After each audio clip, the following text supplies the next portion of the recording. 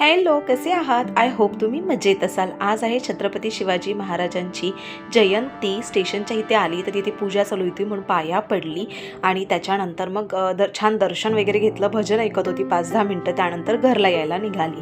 तर आज घरी बनवते आहे मी अंडा बिर्याणी ठरवलं होतं, पण त्याआधी मला थोडीशी भूक लागली होती म्हणून मी पटकन थोडंसं सुखा खाऊन घेतला.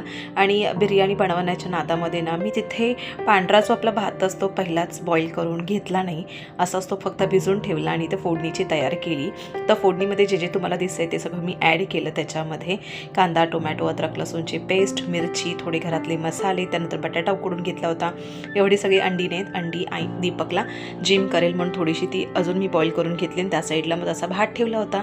मग म्हटली चला आपण अंडा राईस बनवूया म्हणून पटकन अंडा राईस बनवून घेतला.